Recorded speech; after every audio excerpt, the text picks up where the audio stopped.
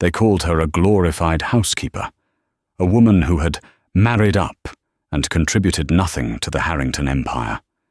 When billionaire Liam Harrington filed for divorce, he didn't just want to leave his wife, Audrey. He wanted to annihilate her. He stood in the Superior Court, surrounded by a shark tank of lawyers, sneering as they painted her as a penniless leech. He thought he had hidden his assets perfectly. He thought she was powerless. But Liam made a fatal error. He never checked the lineage of the land his flagship skyscraper sat upon. When the judge unsealed the documents from a quiet law firm in London, the room went dead silent. Because those papers didn't say Audrey was entitled to half, they revealed that legally she already owned it all. The air in the Superior Court of New York was stifling, smelling faintly of floor wax and expensive cologne. To Audrey Sinclair, soon to be no longer Audrey Harrington, it smelled like defeat. She sat alone on the left side of the aisle. Her legal representation was a court-appointed attorney named Mr. Henderson, a man who looked like he hadn't slept in a week and was currently shuffling through a stack of disorganized papers with shaking hands. On the other side, the atmosphere was entirely different. Liam Harrington, the CEO of Harrington Construct and one of the city's most ruthless real estate moguls, sat relaxed, checking his watch. Flanking him were 3 lawyers from the prestigious firm Sterling and Associates, no relation to the kindness usually associated with the name. His lead counsel, a woman named Jessica Pearson, known in the city as the Viper, was currently adjusting her silk scarf, looking at Audrey with pure pity. "All rise," the bailiff announced. Judge Anthony Ross entered, his face stern. He was known for being a letter-of-the-law judge. He didn't care about sob stories, he cared about contracts, receipts, and hard evidence. "We are here for the final asset division hearing in the matter of Harrington versus Harrington," Judge Ross boomed. "Mr. Harrington's counsel, you may proceed with your summary." Jessica Pearson stood up, smoothing her skirt. She didn't even look at her notes. She knew this case by heart because, in her eyes, it was barely a case at all. "Your Honor," Jessica began, her voice smooth as velvet but sharp as a knife. "The facts are indisputable. Mr. Harrington built his company, Harrington Construct, 3 years before the marriage.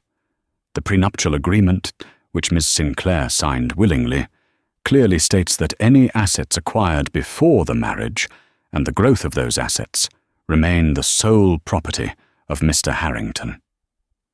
She walked toward the judge, handing over a thick binder. "Furthermore, throughout the 10-year marriage, Ms. Sinclair has not contributed financially to the household. She has not held employment. She has no investments. In fact, Mr. Harrington has been the sole provider, funding her lifestyle, her wardrobe, and her leisure. We are offering a lump sum settlement of $50,000, a generous gift, considering the prenup allows for 0, to allow her to transition back to her previous lifestyle." Liam snickered. He leaned over to one of his junior associates and whispered loud enough for Audrey to hear, "Back to the trailer park, where she belongs." Audrey didn't react. She stared straight ahead, her hands clasped tightly in her lap. She wore a simple grey dress, the only one she had left that didn't feel like a costume Liam had bought for her. 10 years. 10 years of cooking his meals, hosting his dinner parties, soothing his ego when deals went south, and tolerating his increasing coldness. And now, $50,000. It wouldn't even cover rent in the city for a year. "Mr. Henderson?" The judge looked at Audrey's lawyer. "Do you have a counter-argument regarding the assets?" Henderson stood up, dropping a pen. Yes, Your Honor. We argue that Ms. Sinclair's emotional support was foundational to Mr. Harrington's success during the marriage. We are asking for spousal support of $5,000 a month." It was a weak plea. Everyone knew it. Judge Ross sighed, rubbing his temples. Emotional support does not override a signed, notarized prenuptial agreement, Mr. Henderson. Unless you can prove financial contribution or hidden marital assets, my hands are tied. Liam turned to look at Audrey. His eyes were cold, devoid of the warmth that had been there a decade ago. He mouthed one word. Nothing. If there are no further evidences of assets, Judge Ross raised his gavel, ready to end Audrey's life as she knew it. I am prepared to rule. Wait. The voice was soft, but it cut through the room like a bell. It didn't come from Mr. Henderson. It came from the back of the courtroom. The heavy oak doors creaked open. A woman stepped in.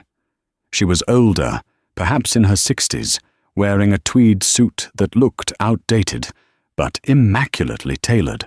She carried a leather briefcase that looked like it had survived a war. She walked with a cane, the tap, tap, tap echoing on the wooden floor. "Who are you?" Judge Ross demanded, irritated by the interruption. "My name is Beatrice Caldwell," the woman said, her British accent clipping the vowels. "I am the senior archivist for the law firm Caldwell, Blackwood and Finch, based in London. I apologize for the lateness, Your Honor. My flight from Heathrow was delayed, and the traffic in your city is abominable." Liam frowned. He leaned toward Jessica. "Who is this? Do we know her?" "Never heard of her," Jessica whispered, looking confused. "I am not a party to this case," Beatrice continued, walking past the bar and standing next to the bewildered Mr. Henderson. "However, I represent the estate of the late Archibald Sinclair, Miss Audrey Sinclair's maternal great-grandfather." Liam laughed out loud. "Her great-grandfather? The coal miner? Your Honor, is this a joke? She's trying to delay the ruling with some genealogy project?" "Order," Judge Ross barked. He looked at Beatrice. "Madam, this is a divorce hearing. Unless you have documents relevant to the assets of Mr. or Mrs. Harrington, you are out of order." Beatrice didn't flinch. She set her battered briefcase on the table. The click of the latches opening was the only sound in the room. "I do not care about your divorce, Mr. Harrington," Beatrice said, pulling out a thick, yellowed envelope sealed with red wax. "I am here because, upon the death of Audrey's estranged grandmother, last week in Cornwall, a trust was triggered. A trust that was established in 1922. She turned to Audrey, offering a small, sad smile. "My dear, you didn't know about this because your grandmother was a proud woman who cut ties with her wealthy family to marry for love. But the family never cut ties with her legal lineage." Beatrice turned back to the judge. "The assets Mr. Harrington claims are his sole property, specifically the land at 400 Fifth Avenue, currently the site of the Harrington Tower." Liam stiffened. That was his crown jewel, the building worth $2 billion. "Yes?" Judge Ross narrowed his eyes. "That land was leased," Beatrice said calmly. "A 99-year ground lease, signed in 1925 by Archibald Sinclair. The lease expired yesterday." The silence in the room was deafening. "And," Beatrice handed the document to the bailiff to give to the judge. "According to the original deed, if the lease is not renewed 48 hours prior to expiration, the land, and all structural improvements upon it, reverts to the ownership of the Sinclair heir." She pointed a gloved finger at Audrey. "Mr. Harrington doesn't own his tower anymore, Your Honor. She does." To understand the weight of that silence, one has to understand the 10 years of suffocation Audrey had endured. Audrey met Liam when she was 22 and he was 28. She was a barista at a coffee shop near Wall Street. He was the young, hungry developer who came in for a double espresso every morning at 6 a.m. sharp. He was charming then, relentless. He pursued her with the same intensity he used to acquire distressed properties. He bought her flowers, flew her to Paris for the weekend, and told her she was the only thing in his life that felt real. But the mask slipped the moment the ring was on her finger. The isolation was subtle at first. "Audrey, why work at that coffee shop? It's beneath you now. I can provide." "Audrey, your friends from Queens, do they really fit in with the gala crowd? Maybe you should skip their party." "Audrey, don't worry your pretty head about the finances. That's my department. You just make the house a home." By year 5, Audrey was a ghost in her own life. She lived in a penthouse she didn't decorate, wore clothes she didn't choose, and slept next to a man who treated her like an accessory that was slowly going out of style. The turning point came 6 months ago. Liam had come home late, smelling of expensive whiskey and another woman's perfume, Chanel No. 5, distinct and cloying. He didn't even try to hide it. "I'm filing," he had said, loosening his tie as he walked past her in the foyer. "My lawyers will send over the papers. Don't make it difficult, Audrey. You know you have nothing without me." He was right. Or so she thought. Audrey had moved into a small studio apartment in the Bronx, using the little cash she had squirreled away from the grocery allowance. She took a job as a receptionist at a dental clinic.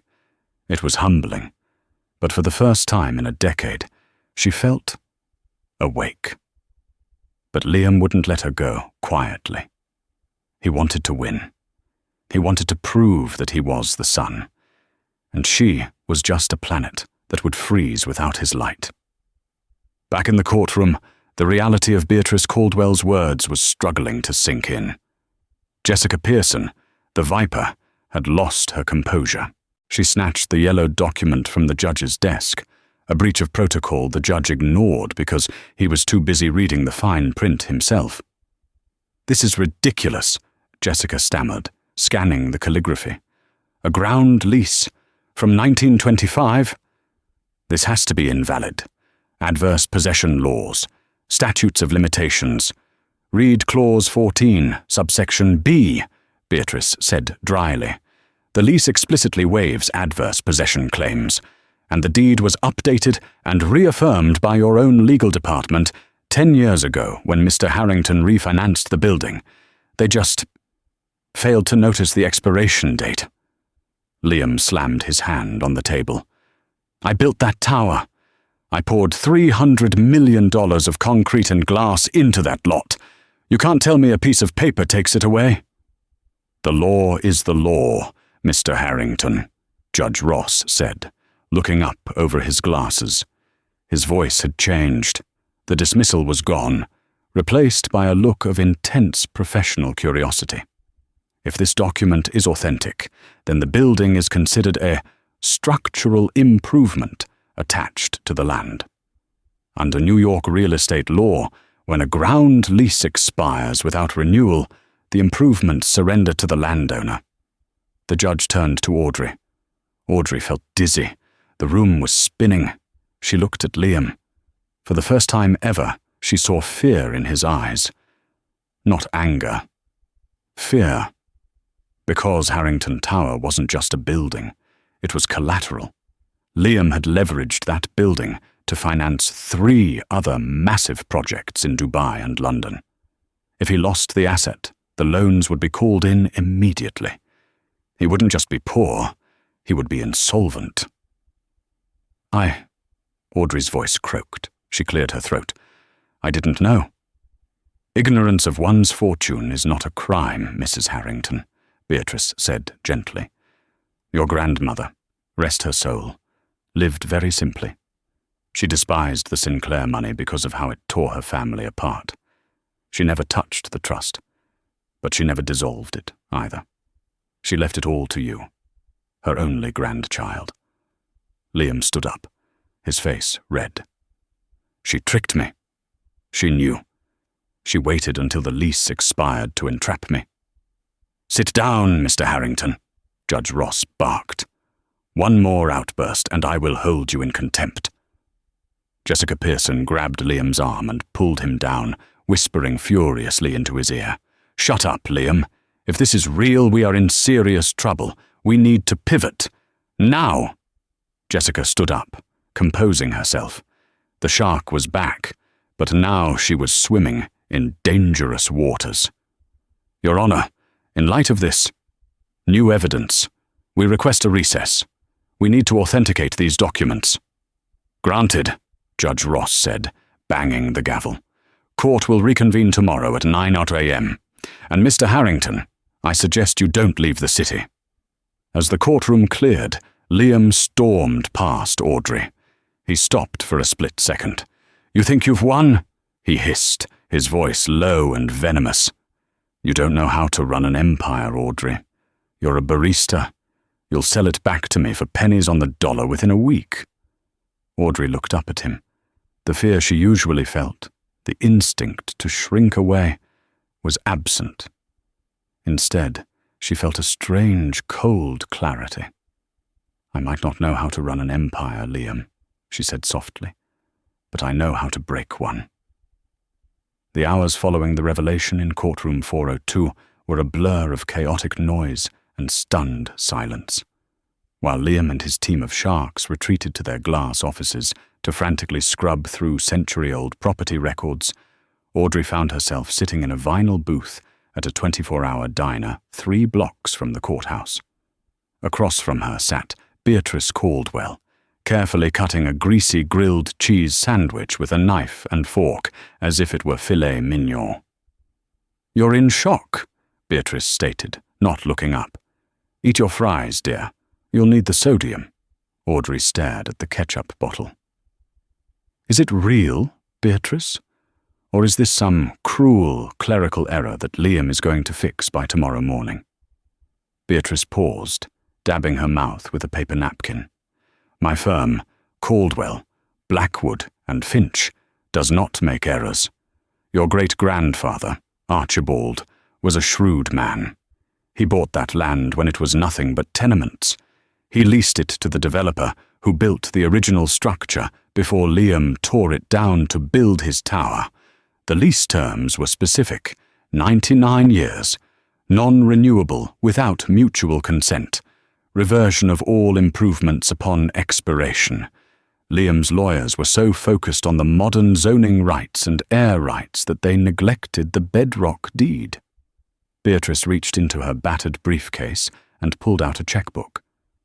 "Now, we need to discuss your living situation. I went to the address listed on your file. That apartment in the Bronx is inadequate." "It's what I can afford," Audrey said defensively. "Not anymore." Beatrice wrote a check and slid it across the table. Audrey looked at it. It was for $500,000. It was drawn on the account of the Sinclair Family Trust. "This is just the accumulated interest from the last quarter," Beatrice said casually. "Retainer fees for a proper legal team have already been wired. Mr. Henderson is a nice man, but he is a public defender, not a corporate executioner. You need a shark who eats other sharks. I've taken the liberty of hiring Samuel Sam Waterson. He's expensive, he's rude, and he hates Liam Harrington personally." Audrey felt tears prick her eyes. "Why? Why did my grandmother leave this to me? She never even met me." "She watched you," Beatrice said softly. "From a distance. She saw you marry him. She saw you try to be a good wife. And she saw him break you. She told me, if that man ever tries to discard my granddaughter like trash, hand her the weapon to bury him." That night, Audrey didn't go to a hotel. She went back to her small Bronx apartment. She needed to pack. She needed to say goodbye to the life of scarcity she had been forced into. She was folding her few meager shirts when a heavy knock rattled the thin door. Her heart hammered. It was 11:12 p.m. She looked through the peephole. It was Liam. He wasn't wearing his suit jacket. His tie was undone, his hair disheveled. He looked manic. "Audrey, open the door. We need to talk." She hesitated. the old Audrey would have opened it immediately, desperate to soothe him. The new Audrey, the one with Beatrice's voice in her head, chained the door before cracking it open 2 inches. "Go away, Liam. We have court in the morning." "Audrey, baby, please." His voice shifted instantly, dropping into that low, seductive register that used to make her weak in the knees. He pushed his face into the crack of the door. "I panicked today, okay? I panicked. The divorce. The pressure. It's making me crazy." "I didn't mean those things I said." "You meant every word," she said flatly. "You called me a leech." "I was angry. I'm under so much stress. Look, can I come in? This neighborhood isn't safe. Let me take you to the Pierre. Let's get a suite. Just you and me. We can work this out. We don't need lawyers." Audrey watched him. She saw the sweat on his upper lip. She saw the way his eyes darted around the hallway, terrified that someone might see the great Liam Harrington in a run-down tenement building. "You're scared," she realized aloud. "I'm not scared," he snapped, then quickly softened. "I'm worried about us. Look, Audrey, drop the claim on the land. It's messy. It will take years of litigation. I'll give you $5 million, cash, tonight. You can go anywhere in the world." "$5 million?" Audrey laughed. It was a dry, hollow sound. "This morning you said I wasn't worth 50,000. 10 million, Liam countered, his desperation leaking through. "Audrey, be reasonable. You can't run a skyscraper. You don't know the first thing about commercial real estate. You'll bankrupt the company in a week. Think about the employees. Think about the shareholders." "You didn't think about me when you cut off my credit cards," she said. "You didn't think about me when you moved your mistress into our Hamptons house before the divorce papers were even signed." Liam's face darkened. The charm evaporated, replaced by the predator she knew so well. "You listen to me, you little nothing. If you pursue this, I will bury you in legal fees. I will drag your name through the mud. I will tell the press you're mentally unstable. I will destroy you." Audrey looked him dead in the eye. "You're trespassing on my time, Liam, and as of tomorrow, you'll be trespassing on my property." She slammed the door in his face. She locked the deadbolt. Then she slid down to the floor, her heart pounding against her ribs. But she didn't cry. She reached for her phone and dialed the number Beatrice had given her. "Hello?" a gruff voice answered. "Mr. Waterson?" Audrey said, her voice shaking but gaining strength. "This is Audrey Sinclair.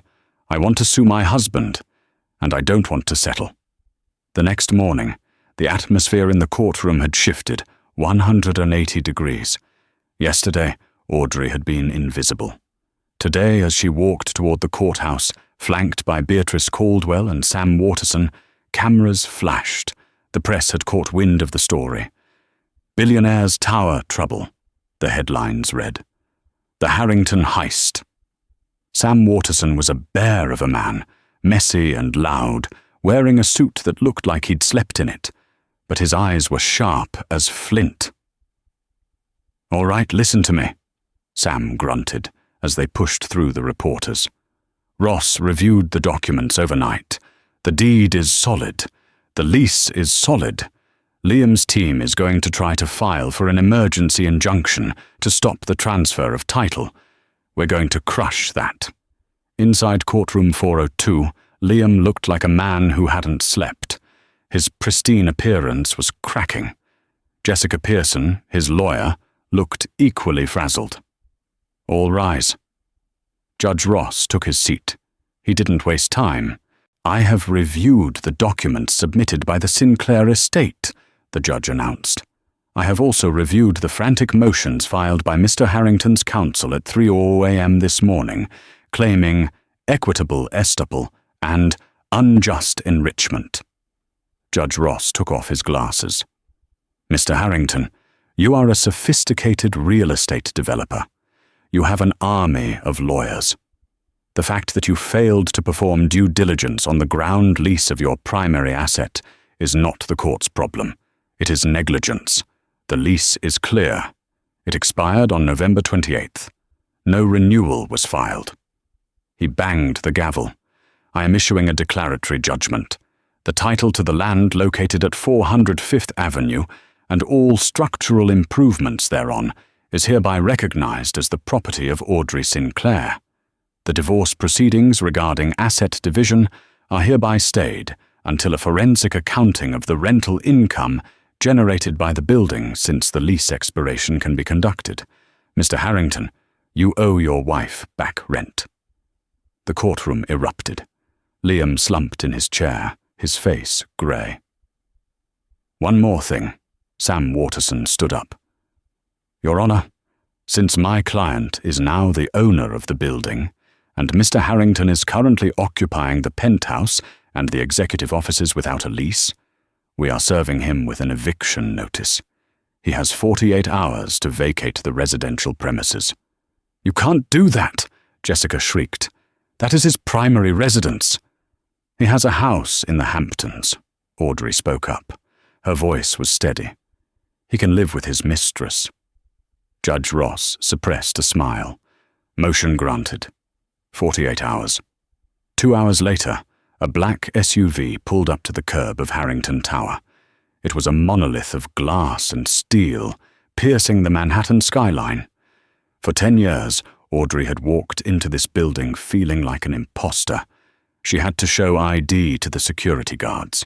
She had to wait for the freight elevator if the main ones were busy with important people. Today, she stepped out of the car wearing a crisp white suit Beatrice had helped her buy that morning. It was armor. She walked through the revolving doors. The lobby was bustling. People were running around with phones glued to their ears. The news had broken. Panic was setting in. The head of security, a burly man named Frank, who had once refused to let Audrey up because she forgot her keycard, saw her. He froze. He tapped his earpiece. She's here. Audrey walked straight to the turnstiles. Frank hesitated, then hit the button to open the gate for her. Good morning, Mrs. Harrington. I mean, Miss Sinclair, Frank stammered. Good morning, Frank, Audrey said pleasantly. Please disable Mr. Harrington's access to the elevators. I'm heading to the boardroom. I can't do that, Ma'am. He's the CEO. I own the building, Frank, Audrey said, stopping and turning to him. If you want to keep working in my building, you will do as I ask. If Liam wants to go upstairs, he can take the stairs. All 40 floors. Frank swallowed hard. Yes, Ma'am. Audrey, Beatrice, and Sam stepped into the private executive elevator. On the 40th floor, the board of directors was in an emergency session. They could hear the shouting through the double mahogany doors. Negligence of the highest order. How did we miss this? The stock is tanking, Liam. We're down 12% in an hour. Fix this, or you're out. Sam Waterson kicked the doors open. The room went silent. 12 men in expensive suits turned to look. At the head of the table sat Liam, looking like a cornered animal. Get out, Liam snarled. This is a private board meeting. Actually, Audrey said, walking into the room and placing her hands on the long mahogany table. It's a meeting of tenants, and I'm the landlord. She looked around the table. She recognized these men. They were the ones who had ignored her at Christmas parties, who had talked over her at dinners, who had treated her like invisible furniture. Gentlemen, Audrey said, as of this morning, Harrington Construct has no headquarters. Your lease is non-existent. I could legally have security escort you all out right now. Now see here.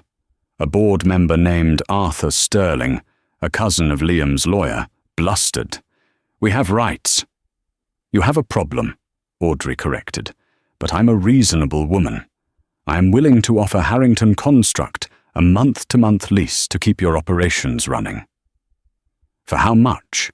Arthur asked warily. Market rate is $80 per square foot, Sam Waterson interjected.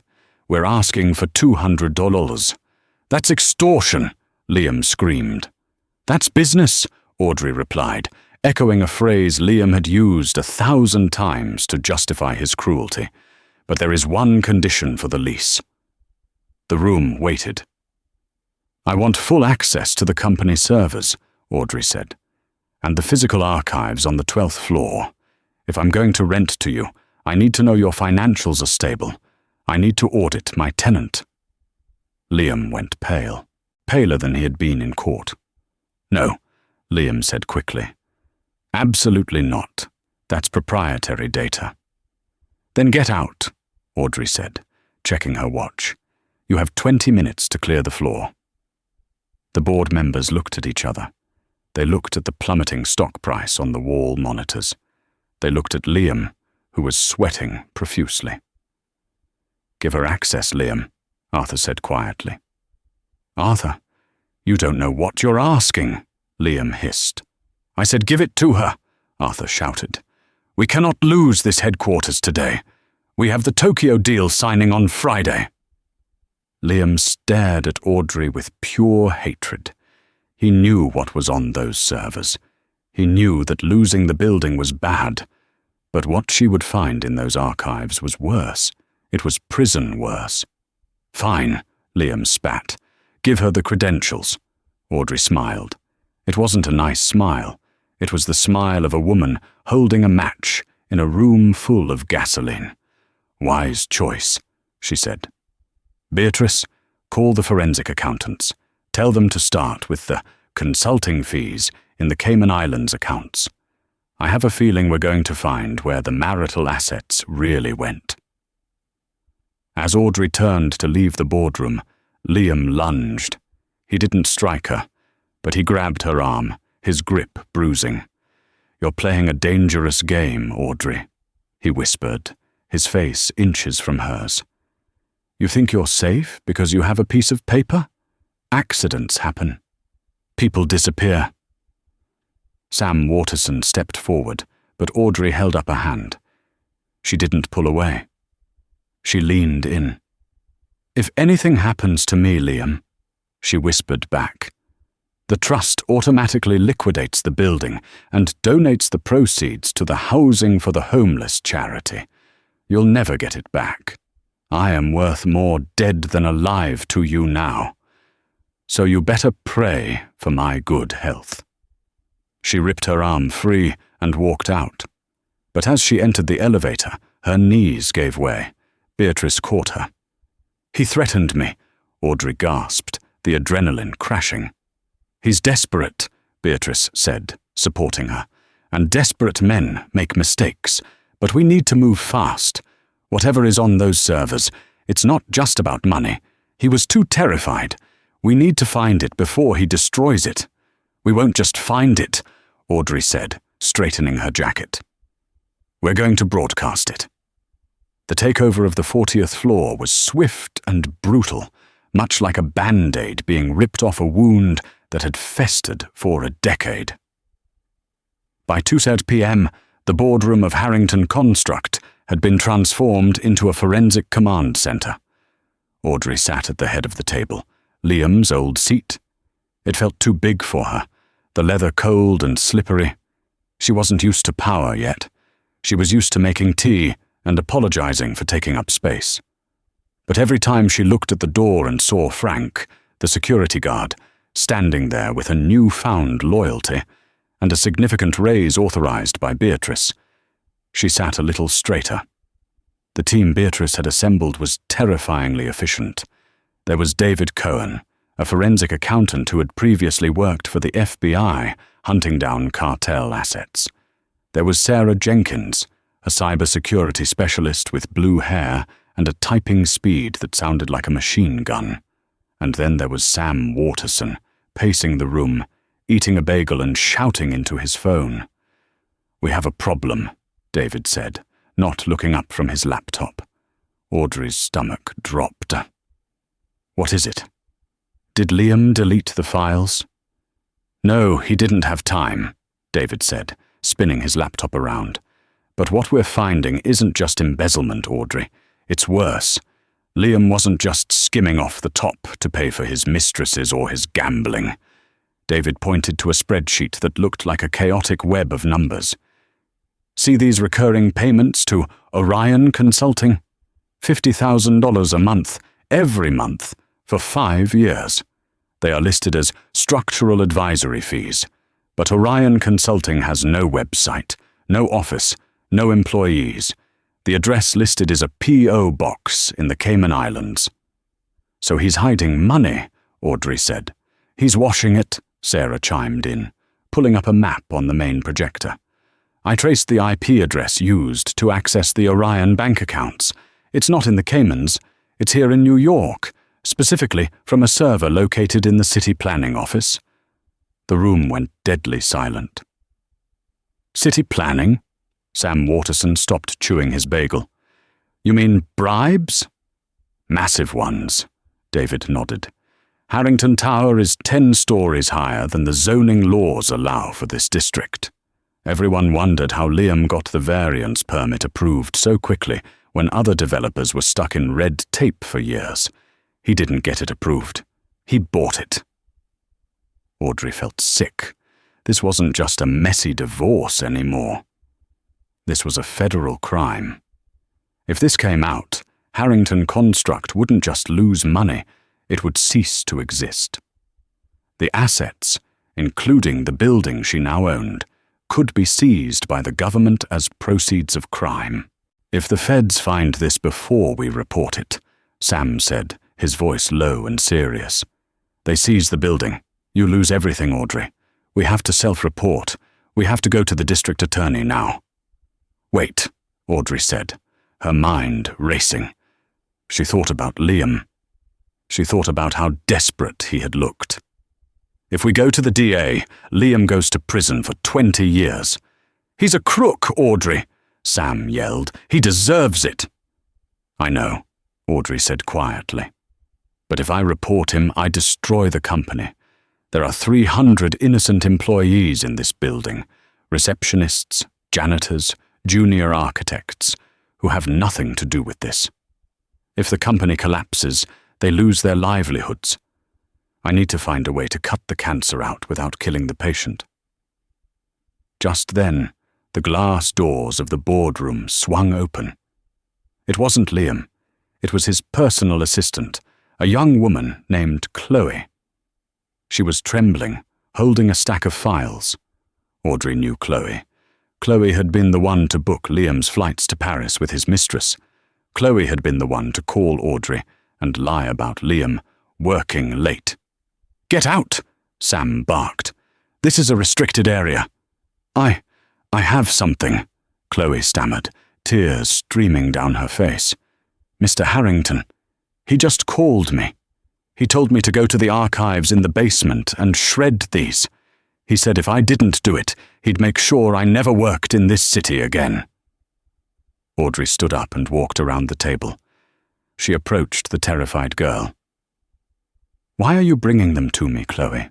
Audrey asked softly. You've always done whatever Liam asked. Because he fired me 5 minutes ago, Chloe sobbed. After he told me to shred them, he said I was a liability. He said I knew too much. He cancelled my severance. Audrey took the files from Chloe's shaking hands. She opened the top folder. It wasn't financial data. It was photos. Photos of a city councilman accepting an envelope from Liam in a parked car. Photos of a building inspector at a strip club, with Liam paying the bill. It was Liam's insurance policy. Blackmail material. He kept these to ensure they stayed bought, David realized, looking over Audrey's shoulder. This is the smoking gun.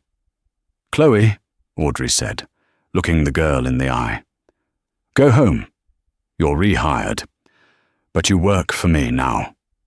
And your first job is to go to the police and tell them exactly what Liam asked you to do. As Chloe ran out, Audrey turned to Beatrice. Liam is coming back tonight, Audrey said, a cold realization washing over her. He knows Chloe didn't confirm the shredding. He knows the walls are closing in. He's going to come for the servers himself."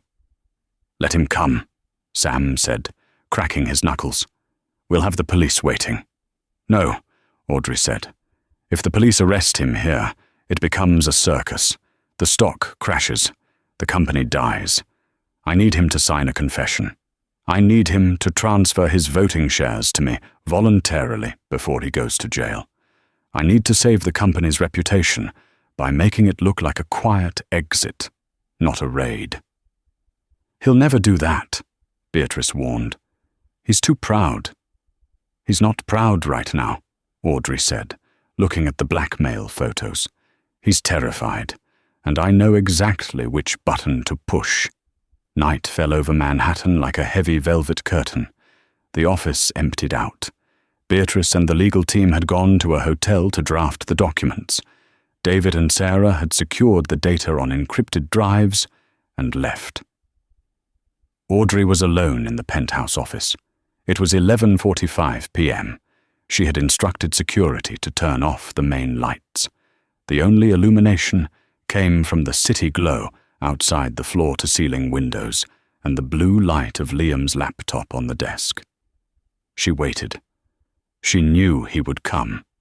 Liam was a creature of habit, and his habit was control. He couldn't sleep knowing his life was on a hard drive, controlled by the wife he despised. At midnight, the service elevator dinged. Audrey didn't turn around. She sat in his chair, facing the window, watching the traffic below. "I told security to let you up," Audrey said, her voice calm. Liam stood in the doorway. He was wearing a black hoodie and jeans, trying to look inconspicuous, but the Rolex on his wrist glinted in the dark. He looked haggard. His eyes were bloodshot. He held a heavy metal object in his hand. A crowbar. "You think you're so smart?" Liam rasped, stepping into the room. "You think stealing my building makes you a player? You're just a squatter, Audrey." "Put the crowbar down, Liam," Audrey said, swiveling the chair around to face him. "You're not going to hit me. You're a white-collar criminal, not a murderer. You don't have the stomach for blood." Liam hesitated. His grip on the bar tightened, then loosened. He dropped it with a clang on the marble floor. "Give me the drives," he demanded, walking toward the desk. "Give them to me, and I walk away. I'll let you keep the building. I'll disappear. But I need those drives."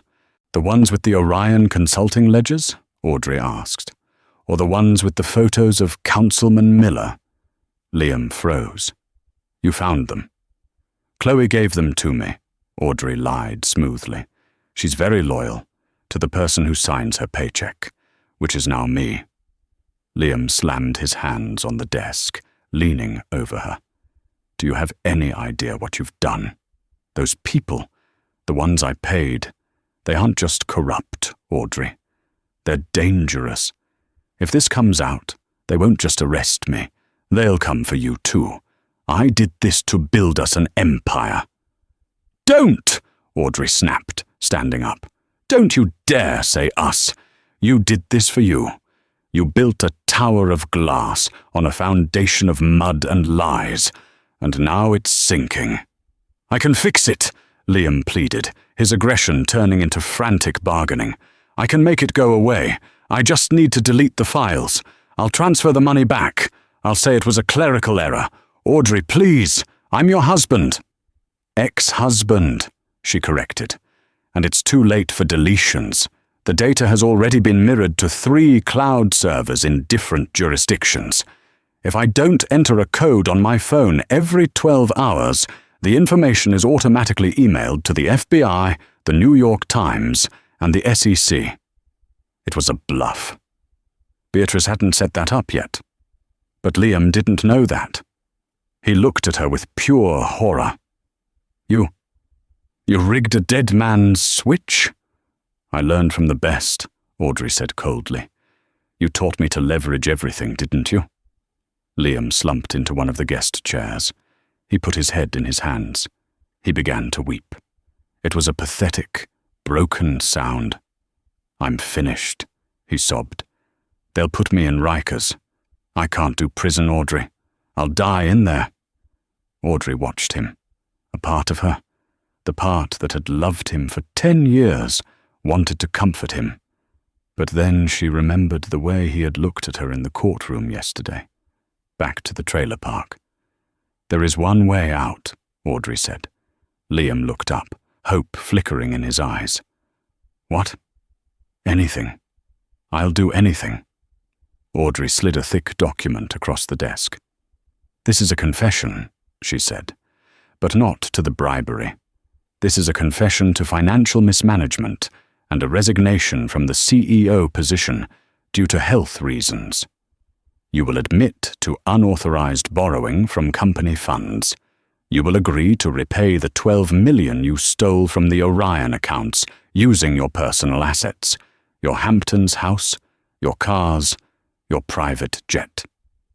"If I do that, I'm broke," Liam whispered. "Better broke than in a cell," Audrey countered. "If you sign this, and if you pay back the money, I will bury the bribery evidence. I will destroy the photos of the councilman. I won't send you to prison for corruption. But you will leave this company. You will leave this city. And you will never speak my name again." "And if I refuse?" "Then I stop entering the code," Audrey said, holding up her phone. "And tomorrow morning, you'll be front-page news." Liam stared at the pen. His hand shook. He looked at the office he had built, the view of the city he thought he owned. He looked at Audrey, the woman he had underestimated. "You're a monster," he whispered. "I'm a businesswoman," Audrey replied. "Sign it." Liam picked up the pen. He signed the resignation. He signed the asset transfer. He signed his life away. "Get out," Audrey said, pulling the papers away the moment the ink was dry. Liam stood up. He looked like a ghost. He walked to the door, but stopped. "The councilman," Liam said, his voice trembling. "Miller. He won't be happy that the payment stopped. He doesn't care about your deal. He'll come for you." "Let him," Audrey said. "I'm not the one he has photos of." Liam walked out. Audrey waited until the elevator doors closed. Then she collapsed into the chair. She was shaking uncontrollably. There was no dead man's switch. If he had called her bluff, she wouldn't have known what to do. She picked up her phone to call Beatrice and tell her it was done. But before she could dial, the office lights flickered. Then they went out completely. The electronic lock on the door clicked open. Audrey froze. Liam had just left. The security system showed the elevator descending. "Frank," she called out into the dark hallway. No answer. Then she heard footsteps. Heavy, deliberate footsteps on the carpet. Not Liam's frantic pace. These were slow. "Mrs. Harrington," a deep voice came from the shadows. It wasn't Liam. Or is it Ms. Sinclair now? It's hard to keep track. A man stepped into the moonlight, filtering through the window. He was wearing a trench coat. He held a silenced pistol. It was Councilman Miller's fixer. "Liam called us," the man said, raising the gun. "He said you have some files that belong to us, and he said you're alone." Audrey's heart stopped. Liam hadn't just surrendered. He had set her up. He had signed the papers to get her guard down, then texted his accomplices on the way out to finish the job. "The files are in the cloud," Audrey screamed, backing away toward the window. "We know," the man smiled, "but we have IT guys too. They can scrub a cloud. But first, we need your passwords, and you're going to give them to me." He racked the slide of the gun. "Now, let's discuss the terms of your lease." The barrel of the gun was the only steady thing in the room. The fixer, a man with cold, dead eyes, who had introduced himself simply as Silas, took a step closer. The moonlight reflected off the polished mahogany desk, casting long, sinister shadows across the penthouse office. "Passwords," Silas repeated, his voice devoid of emotion. Laptop, cloud accounts, and the phone. Audrey's back was pressed against the cold glass of the window. 40 stories down, the city lights twinkled, indifferent to her terror. She realized with a jolt that Liam hadn't just left. He had unlocked the service elevator from the lobby panel on his way out. He had literally opened the door for his own hitman. Audrey's voice failed her. She cleared her throat. I don't have them memorized. They're on the tablet. She pointed to the iPad lying on the far side of the desk. It wasn't the password device. It was the master control unit for the building's smart systems, a toy Liam had installed to impress investors, allowing him to control every light, lock, and temperature setting in the tower from his seat. Silas glanced at the tablet, then back at her. Slowly. Slide it over. Audrey moved toward the desk. Her legs felt like lead. She reached for the iPad. Her fingers brushed the screen, waking it up. The interface glowed blue. Zone, penthouse office. Status, unlocked. Lighting, night mode. Fire suppression, armed. Don't get creative, Silas warned, raising the gun to aim at her chest. Just unlock it. I am, Audrey whispered. She didn't unlock the password manager. She tapped the icon labeled Security Protocol, Lockdown. Are you sure? This will seal all magnetic doors and activate emergency strobes. Audrey tapped. Yes. Clang. The heavy magnetic locks on the office doors slammed shut with the force of a bank vault. Silas flinched, turning his head for a fraction of a second toward the noise. In that second, Audrey swiped to the next tab. Lighting. She cranked the slider from 0% to 100% and hit strobe. The room exploded into blinding, pulsing white light. The overhead LEDs flashed rapidly, a disorientation tactic designed for riot control. Silas yelled in pain, shielding his eyes. The gun went off. Crack! But the shot went wide, shattering a vase near the door. Audrey didn't wait. She dove under the massive oak desk. You witch! Silas screamed, stumbling blindly. He fired 2 more shots into the room, the bullets thudding into the leather chairs. Audrey crawled. She knew the layout of this office better than Liam did. She had cleaned it enough times. There was a hidden panel under the rug near the bookshelf, a floor safe Liam used for cash. It wasn't the safe she needed, but the panic button installed next to it. She scrambled over the plush carpet. The strobe lights were making her nauseous, the room flashing in disjointed frames like a horror movie. She reached the bookshelf. She felt for the bump under the rug. Silas was recovering. He was squinting through the flashing light, moving toward the desk where he had last seen her. I'm going to kill you slowly for that, he hissed. Audrey found the button. She pressed it. Nothing happened. Her heart stopped. Liam? He must have disabled the panic button when he resigned, fearing she would use it on him.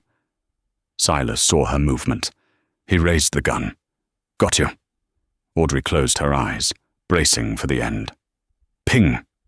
The elevator doors at the far end of the hall, behind the locked security doors, chimed.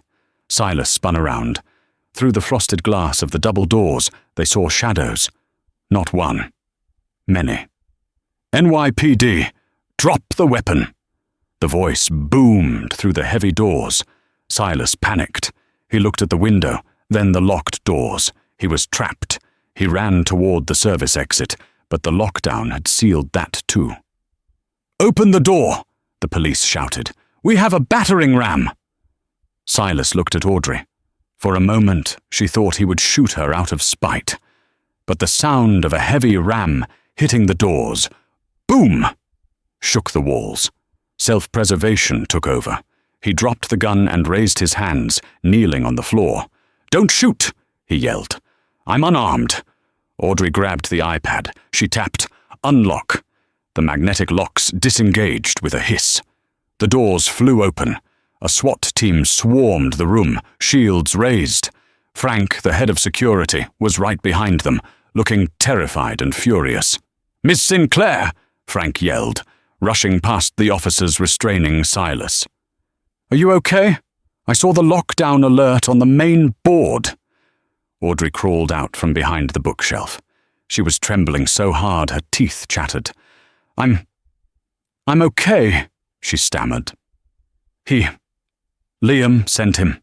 A detective in a trench coat stepped forward, holstering his weapon. "We know, Ma'am. We picked up a transmission from Mr. Harrington's phone to a burner number 10 minutes ago. We've been monitoring him since you flagged the server activity." Audrey looked at the detective.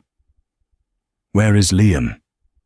"Port Authority police just pulled him off a private jet at Teterboro Airport," the detective said grimly. "He was trying to fly to a non-extradition country. He's in custody." Audrey slumped against the bookshelf.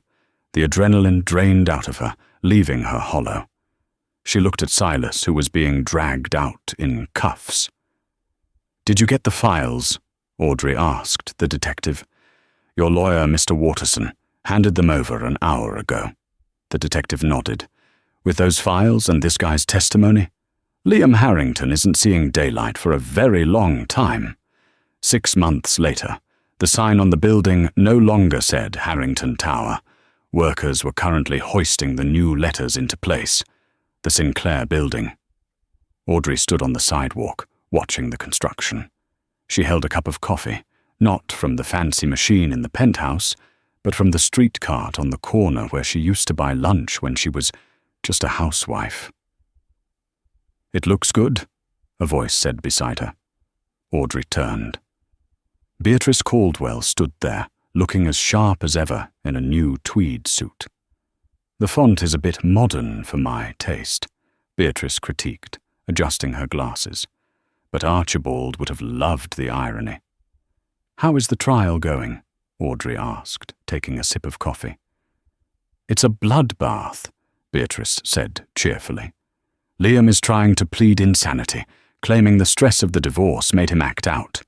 But with the forensic evidence of the bribery going back 5 years, the jury isn't buying it. And Silas, well, he sang like a canary to cut a deal. Liam is looking at 25 years, minimum." "And the company?" "Stabilizing," Beatrice said. "Since you fired the corrupt board members and promoted the younger architects, the stock has rebounded. The public likes the phoenix rising from the ashes narrative. They like you, Audrey. You're the steel magnolia of real estate." Audrey smiled. It was a genuine smile this time. "I don't want to be a magnolia. I just want to be the landlord." A Blacktown car pulled up. Sam Waterson rolled down the window. He looked slightly more disheveled than usual. "Get in!" Sam yelled. "We have a meeting with the zoning commission in 20 minutes.